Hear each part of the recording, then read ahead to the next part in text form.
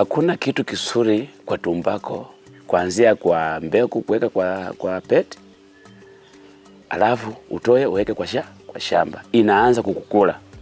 Why? Inakula nguvu zako. Cha pili itakula miti yako. Tulikuwa tunalima tumbako. Tulikuwa na shortage ya miti. Tukakosa miti. Hata hii miti yenye mnaona tu saa hii nimepanda juzi. Singekuwa na mti hapa kwa boma. Kila mti chini na chomea tumbako.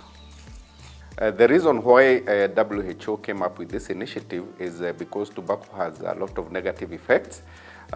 First, to the people producing it, the smallholder farmers. Their interaction with the tobacco when it's growing has a lot of health implications, so that they are always seeking medication and going to hospitals. Tobacco has a lot of negative effects in the soil. A lot of chemicals are used to produce tobacco, which then go to the soil and to the waterways, our rivers, where then that affects the people using those resources. Wakati nilikuwa nalima tobacco, ilikuja ika affect environment. Moja,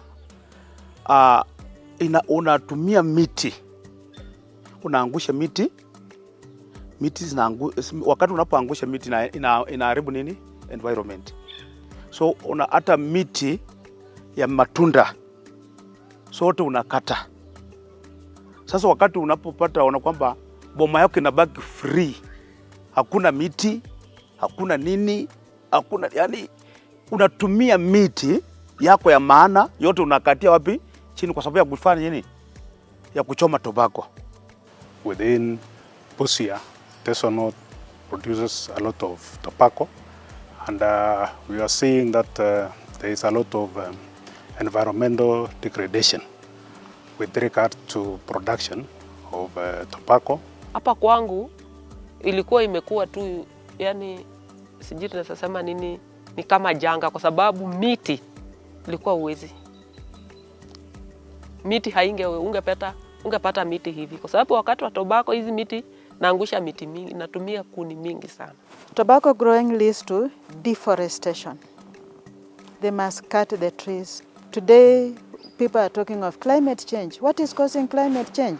Some of the things is reducing the trees in the environment. And tobacco growing leads to that. So we advise farmers to diversify to respond to climate change.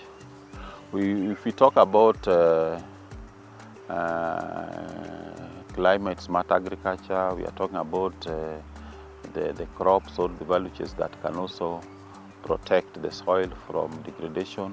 We are talking about crops that can mature early, so that when the rain comes late or early, or the rain stops early, the crop is ready.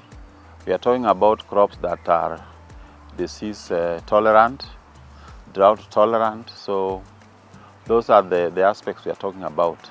But the main idea of diversification in this project was mainly for farmers to drop tobacco and do other crops. With that selection of the value chains, then we bring in other technologies like minimum tillage, how to do crop rotation, why we should be planting trees, organic use of fertilizer, and those sets of practices and technologies then make the farmers to be more climate resilient. With regard to the shifting, we have seen at least our forests and our trees are now safe, because tobacco farming normally uses a lot of trees when it comes to curing, and therefore from that time of when the process of shifting started, at least there is less cutting of trees in our farms, and we also encourage farmers also to plant agroforestry trees, which can do well with crops, and we are seeing that there is less damage to the trees since farmers have started shifting from tobacco farming. Sasa unaona wakati tumetoka sasa kwa tobacco, kwa tobacco, tukakuja nyota beans. Unaona sasa kwa hii miaka ambayo tumekuja kwa nyota beans, tumeona kwamba tumeanza kupanda miti na kwetu hapa sasa hata environment imeanza kuwa afadhali. Tangu niachane na hiyo ukulima, environment imebadilika.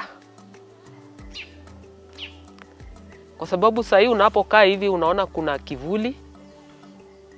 Hata mtu akiwa pale kwa njia si rahisi sana aweze kuona hapa kwa sababu ya hizo miti. So if we use alternative crops, the farmers will be able to take their kids to school. The farmers will be food secure because and the nutritional levels in the family will also improve because the higher iron bean is also rich in protein, which we don't have in tobacco.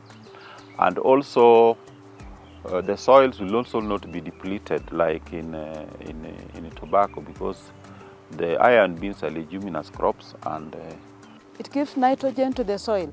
So it is giving back to the soil, and then the soil gives back, and we have, the environment becomes good. So let's move away from tobacco growing.